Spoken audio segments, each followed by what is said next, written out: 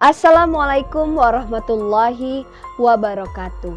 Selamat malam buat teman-teman semuanya. Terima kasih banyak buat teman-teman yang sudah mengklik video saya. Semoga teman-teman semuanya dalam keadaan sehat dan selalu dalam lindungan Allah Subhanahu wa Ta'ala. Saya juga ingin mengucapkan terima kasih banyak buat teman-teman yang telah mensupport channel saya. Semoga channel saya semakin berkembang sehingga saya semakin semangat untuk menyampaikan kisah-kisah misteri yang ada di sekitar kita. Buat teman-teman yang baru bergabung, jangan lupa diklik tombol subscribe, nyalakan juga loncengnya supaya teman-teman mendapatkan notifikasi apabila saya mengupload video terbaru. Di video saya kali ini, saya akan menceritakan sebuah kisah yang saya dapat dari salah satu teman subscriber saya. Jadi kisah yang dia alami sendiri dan kisah yang sangat menarik untuk saya sampaikan kembali kepada teman-teman semuanya. Buat teman-teman yang penasaran dengan kisahnya, tonton video saya sampai selesai.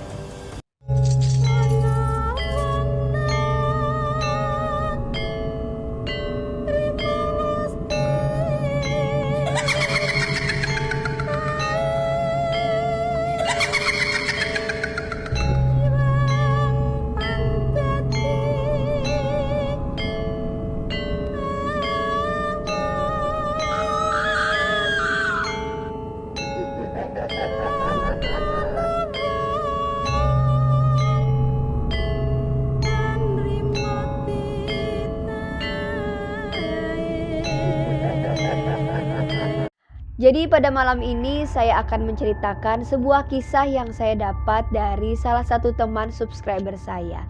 Kita sebut saja di sini namanya Bambang.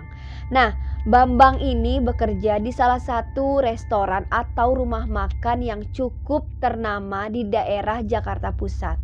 Dan seluruh pekerja dari restoran ini mendapatkan tempat tinggal atau mes, termasuk Bambang sendiri. Jadi kisah ini bermula pada saat Bambang dan teman-temannya mulai menempati mes tersebut. Bambang ini adalah seorang pemuda yang pada saat itu berumur kurang lebih 21 tahun. Dan Bambang berasal dari Purworejo, Jawa Tengah. Jadi Bambang ini mengadu nasib ke ibu kota untuk membantu perekonomian dari kedua orang tuanya.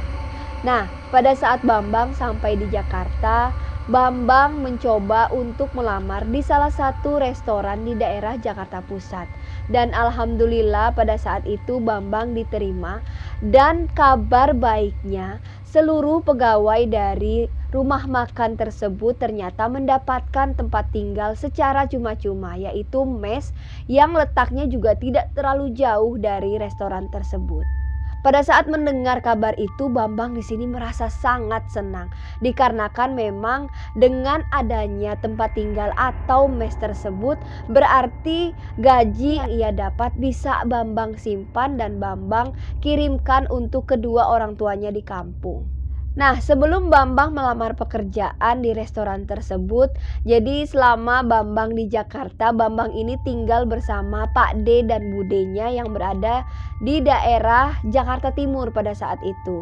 Jadi informasi pekerjaan ini ia dapat dari Pak D yang bekerja juga tidak terlalu jauh dari restoran tempat Bambang diterima kerja sekarang.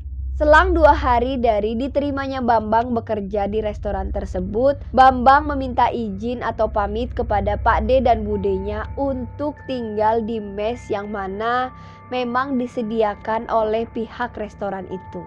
Pak D dan Bude Bambang mendengar kabar itu juga di sini merasa sangat senang. Alhamdulillah dikarenakan Bambang ini tidak membutuhkan waktu yang lama untuk melamar pekerjaan, akhirnya Bambang bisa mendapatkan pekerjaan itu. Singkat cerita, akhirnya Bambang pindah ke mes tersebut. Nah, pada saat Bambang sampai di mes itu, Bambang bertemu dengan teman-temannya yang lain. Jadi memang di mes itu bukan hanya Bambang yang tinggal di situ, melainkan seluruh karyawan yang bekerja di restoran itu. Namun di sini mes perempuan dan laki-laki dipisah, tapi tidak terlalu jauh lah jaraknya dari mes yang Bambang tempati pada saat itu.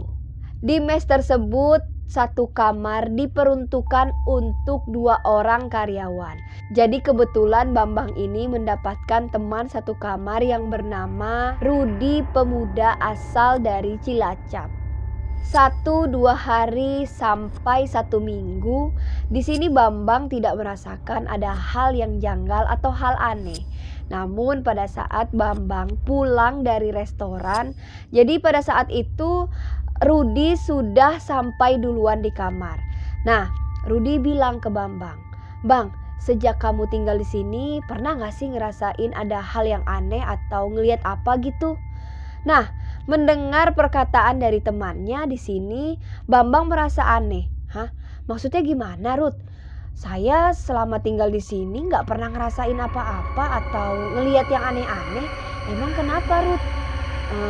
Ya nggak apa-apa sih, ya alhamdulillah kalau memang itu yang kamu rasakan."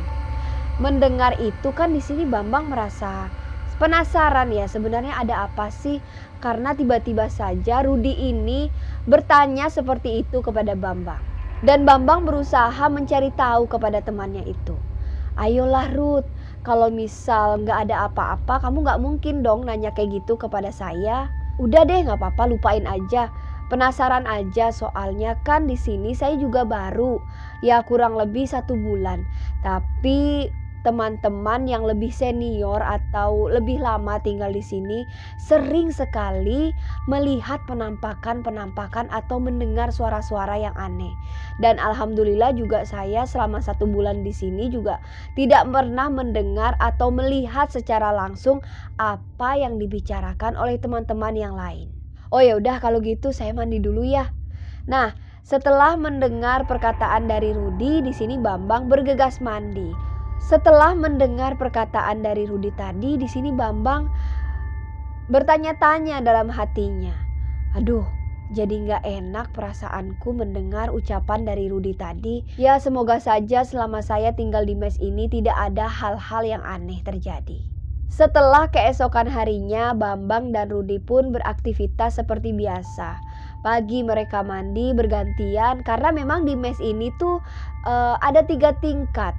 Bagian bawah itu kurang lebih ada 10 kamar, di lantai 2 ada kurang lebih 12 kamar, dan di lantai 3 sama seperti di lantai 2. Jadi ada kurang lebih 13 kamar. Jadi memang banyak sekali kamar-kamar yang tersedia di mes itu. Namun tidak semuanya terisi. Dan kamar mandi dari setiap lantai itu ada. Jadi memang restoran tempat Bambang bekerja ini cukup terkenal di ibu kota. Bukan hanya di satu tempat saja, melainkan juga sudah banyak sekali cabang-cabang yang lainnya. Dan setiap cabang-cabang itu semua karyawannya dikumpulkan di satu tempat. Nah, kebetulan memang Bambang ini mendapatkan mes yang tidak terlalu jauh jaraknya dari restoran tersebut. Jadi singkat cerita, pada saat selesai mandi, Bambang dan Rudi pun bergegas menuju ke restoran. Nah, di restoran ini Bambang bekerja sebagai pelayan atau waiters. Sedangkan Rudi bekerja di belakang di dapur.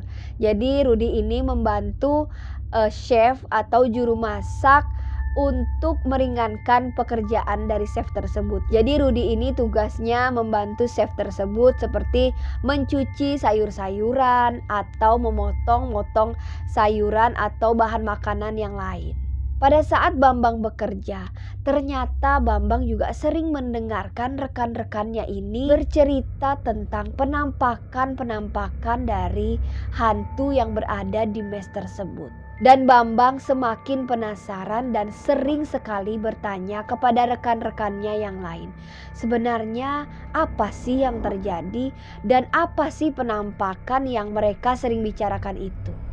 Dan jawaban dari teman-temannya itu adalah, "Ya udah Bang, lebih baik lu tuh gak usah ngeliat daripada lu lihat.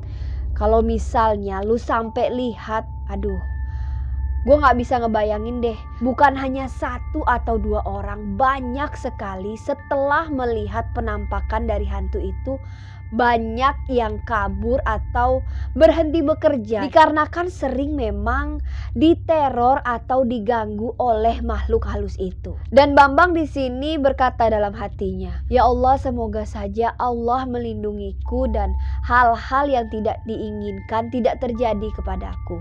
Jadi di sini Bambang sudah ketar-ketir, ada rasa takut juga. Karena memang jujur ya, Bambang ini adalah sosok pemuda yang agak penakut memang di antara teman-temannya yang lain. Dan setelah mendengar perkataan dari teman-temannya itu bahwa mes yang Bambang tempatin ini ada penghuninya atau berhantu, nyali Bambang di sini rada ciut. Dan Bambang cuma bisa berharap semoga saja di sini Bambang tidak dilihatkan oleh makhluk yang diceritakan oleh teman-temannya itu. Singkat cerita, pada suatu hari, pada saat Bambang pulang dari restoran menuju mes, jadi pada saat itu sudah hampir maghrib lah. Jadi pada saat di perjalanan pulang, Bambang berpikir, pokoknya sampai mes aku langsung pengen mandi deh, biar rada segeran gitu. Nah, pada saat sampai di mes, Bambang menaruh seluruh barang bawaannya dan Bambang pun bergegas menuju ke arah kamar mandi. Dan pada saat Bambang sampai di daerah kamar mandi, Bambang kaget dengan apa yang ia lihat. Astagfirullahalazim. Bambang melihat ternyata di depan kamar mandi sudah ada Rudi yang duduk membelakanginya.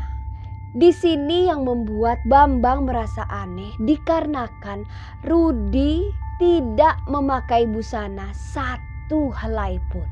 Karena mendengar Bambang beristighfar, perlahan sosok dari Rudi ini melihat ke arah belakang. Karena menjaga agar Rudi ini tidak malu atas kehadirannya, sebelum Rudi benar-benar memalingkan wajahnya ke arah Bambang. Jadi di sini Bambang bergegas pergi meninggalkan area kamar mandi itu. Dan Bambang menuju ke lantai 2 untuk menunggu Rudi selesai mandi. Dan akhirnya Bambang pun menuju ke lantai 2. Dan Bambang pun mulai menaiki anak tangga. Pada saat Bambang sampai di lantai 2, dan Bambang pun kembali mengucapkan istighfar. Astagfirullahalazim. Dan di sini Bambang kembali merasa kaget dengan apa yang ia lihat. Bang, kenapa Bang? Kok ngelihat aku udah kayak ngelihat setan? Hei, kenapa? Ucap Rudi yang sedang duduk dan sambil mengunyah makanan di dalam mulutnya. Loh Rud, bukannya kamu tadi di depan kamar mandi lagi mandi? Mandi? Loh, orang aku dari tadi makan kok di sini. Lagian juga dari tadi aku udah selesai mandi kok. Kalau kamu nggak percaya, coba kamu tanya Adi. Dari tadi aku makan kok di sini sama dia. Serius Bang, kamu melihat Rudi sedang duduk di depan kamar mandi? Itu beneran Rudi bukan? Loh, yang sedang makan sama aku ini siapa? Jin, sahut Adi dengan nada bercanda. Beneran kok, tadi yang aku lihat di depan kamar mandi itu Rudi. Malah waktu aku mengucapkan istighfar, malah dia hampir melihat ke arahku. Tapi sebelum dia benar-benar melihat ke arahku, aku sudah naik ke lantai 2. Pada saat aku naik ke lantai 2, malah ngelihat Rudi lagi makan sama kamu di sini. Dan mendengar perkataan Bambang, Adi pun berkata, "Itu baru permulaan buat kamu Bang. Kalau kita di sini sih udah kenyang lah melihat yang seperti itu. Dan kalau kita nggak kuat mental, ya mungkin kita juga nggak bakalan betah tinggal di sini. Gini Bang, kalau kamu mau melihat penampakan, malam-malam kamu lihat tempat ini dari bawah. Sering terjadi penampakan hantu tanpa kepala." Ih, gak mau aku takut. Dan mendengar perkataan yang sangat serius dari Adi tadi, Bambang di sini merasakan ketakutan yang lumayan besar. Dan Bambang pun berkata kepada Rudi dan Adi, "Kalau udah selesai makannya, kita turunnya bareng-bareng yuk. Aku takut." Setelah 3 hari dari kejadian itu, jadi Bambang dan teman-temannya ini pada malam hari itu sedang makan malam bersama. Dan tanpa diduga, tiba-tiba saja ada sosok Rudi yang melewati rekan-rekannya ini tanpa menoleh dan menegur teman-teman yang lainnya, naik bergegas ke lantai 2. Nah, di sini Bambang melihat sikap Rudi yang tiba-tiba tidak menoleh dan menegur Bambang dan rekan-rekan yang lain, bertanya kepada teman-temannya, "Kok Rudi tumben sih nggak negor kita? Kenapa ya?" Dan Adi pun juga menjawab pertanyaan Bambang, "Iya ya, kok aneh tuh anak tiba-tiba aja langsung melengos naik ke atas. Lagi sakit apa? Loh, tadi kayaknya sehat-sehat aja deh di restoran.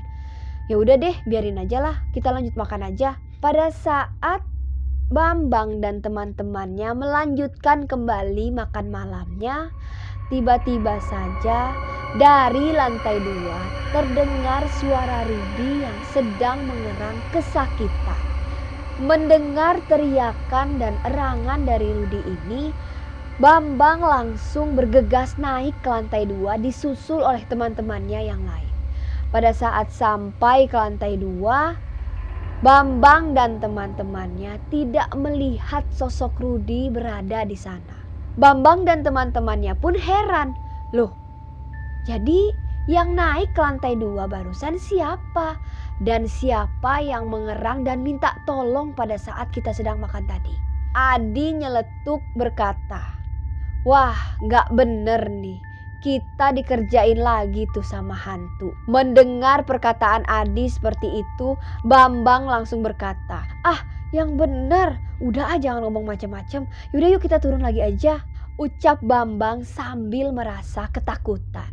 Pada saat mereka sampai di lantai 1, jadi Bambang dan teman-teman yang lain pun sepakat untuk pindah tempat duduk. Dari ruang tengah, mereka pun pindah ke depan dari mes tersebut. Pada saat Bambang dan teman-temannya sedang asik ngobrol di depan halaman rumah itu, tiba-tiba saja sosok Rudi datang dari arah luar.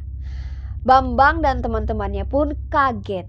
"Loh, Ruth, kamu dari mana?" Sosok Rudi yang datang kali ini langsung menyapa teman-temannya. "Aku. Loh, tadi kan aku bilang sama kamu, Bang, kalau aku pulang agak malam, soalnya kan tadi aku disuruh belanja dulu sama chef yang masak di restoran." "Emang kenapa sih?" "Tadi pada saat kita makan di ruang tengah, tiba-tiba aja ada sosok kamu, Ruth, naik bergegas ke lantai 2. Pada saat kamu di lantai 2, tiba-tiba kita dengar kamu tuh sedang minta tolong kayak sambil kesakitan gitu. Lah kan kita kaget. Pas saat kita ke lantai 2, tiba-tiba kamu malah gak ada." "Hah? Serius? Kayak gitu lagi?" "Iya, makanya tadi pas kita turun ke lantai 1, kita langsung pindah ke depan sini." Dan akhirnya Rudi pun bergabung bersama teman-teman yang lainnya untuk ngobrol sebelum mereka tidur. Dan setelah mereka ngobrol, jadi kurang lebih pada saat itu jam 10 malam atau setengah 11 malam lah, Bambang, Rudi, dan Adi beserta teman-teman yang lain akhirnya mereka bergegas masuk ke kamar mereka masing-masing. Pada saat Bambang dan Rudi ini sampai di kamar, Rudi bilang ke Bambang, "Bang, aku hari ini super duper capek." "Iya ya, aku juga, Ruth. Soalnya dari pagi sampai sore restoran alhamdulillah rame." "Iya makanya nih, Bang, belum lagi tadi nemenin chef belanja.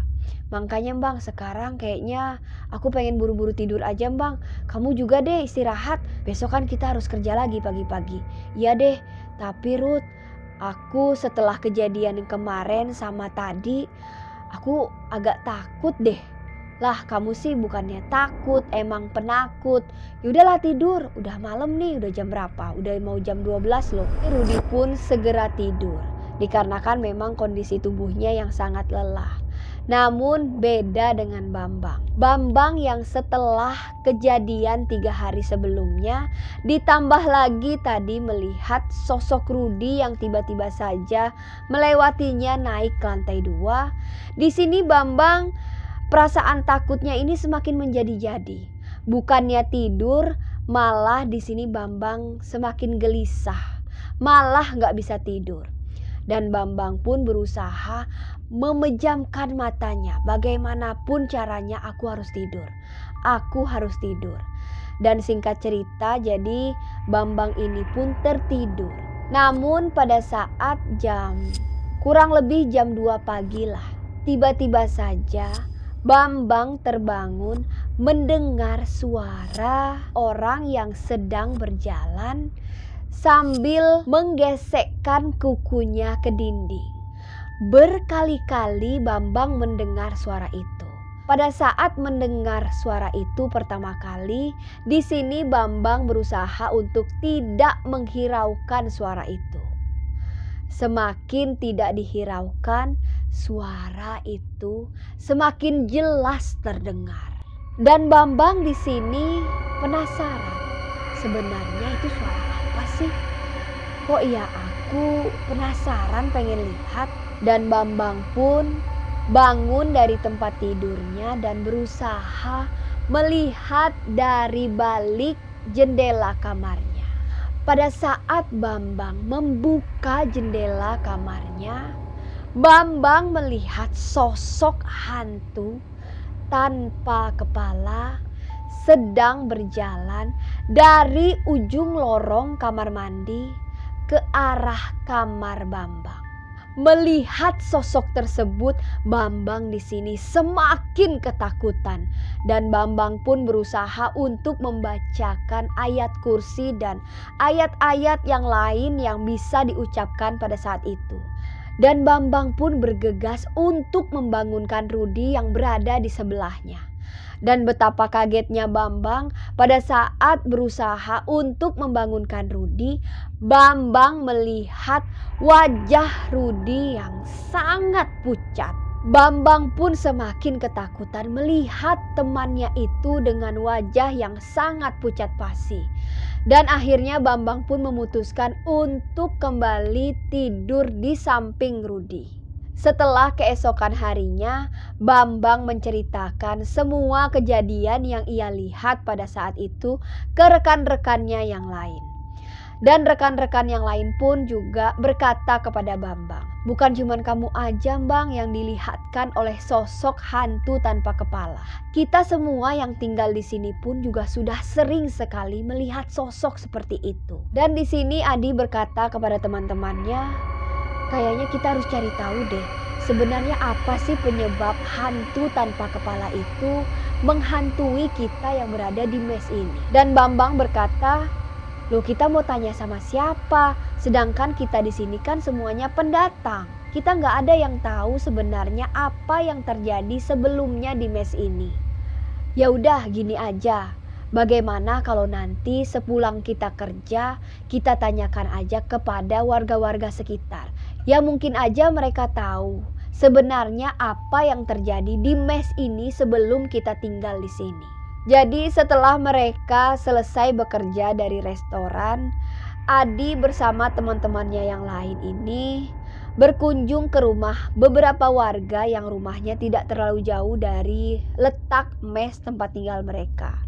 Dan benar saja, ada salah satu warga yang mengatakan bahwa sebelum mereka tinggal di mes itu, ya mungkin ini kejadian sudah sangat lama sekali. Ada salah satu warga yang menceritakan kepada mereka, di belakang mes tempat mereka tinggal itu ada sebuah makam atau kuburan tua. Kuburan tua ini adalah kuburan seorang korban pembunuhan yang sangat-sangat keji.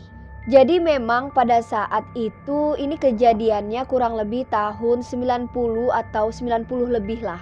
Udah sangat lama sekali.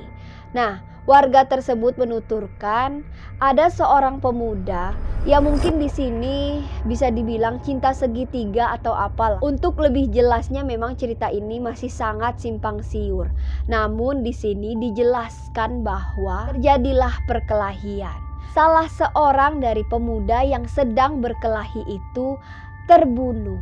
Dan akhirnya agar tidak dikenali jenazah itu oleh warga-warga sekitar, pelaku pembunuhan ini dengan keji memenggal kepala dari korban tersebut.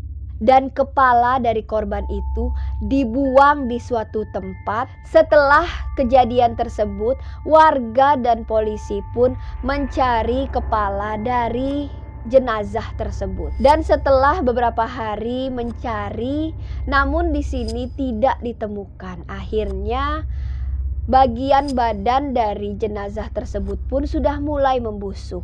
Dengan kondisi yang sudah semakin membusuk seperti itu, akhirnya jenazah korban pembunuhan itu pun dimakamkan dengan kondisi tanpa kepala. Dan setelah kejadian itu, warga sekitar pun diteror dengan hantu tanpa kepala. Jadi memang teror hantu tanpa kepala ini pun sudah berlangsung sangat lama. Dan kebetulan mes tempat Bambang dan teman-temannya ini berada di depan makam tersebut. Dan setelah mengetahui cerita yang sebenarnya, Bambang dan teman-temannya pun akhirnya pulang ke mes tersebut. Dan setelah kejadian itu pun mereka di sini sudah mulai terbiasa dengan teror hantu tanpa kepala itu. Dan setelah mengetahui kejadian yang sebenarnya, jadi Bambang dan teman-temannya ini mendoakan semoga arwah dari hantu tanpa kepala ini bisa tenang. Dan mereka pun sebenarnya sudah mulai terbiasa dengan teror atau penampakan-penampakan dari hantu tanpa kepala tersebut. Namun di sini dikarenakan memang Bambang yang aslinya sangat penakut dan memang di sini Bambang tidak kuat mentalnya. Karena memang teror dari hantu tanpa kepala ini sangat sering Bambang lihat. Akhirnya Bambang pun memutuskan untuk mengundurkan diri dari restoran tersebut dan memilih untuk pulang ke rumah Bude dan Pak D-nya dan mencari pekerjaan yang lain. Nah, jadi teman-teman, demikianlah kisah yang dapat saya sampaikan pada video saya malam ini. Saya di sini mengucapkan terima kasih banyak buat Bambang yang telah bersedia menceritakan kisah yang ia alami kepada saya.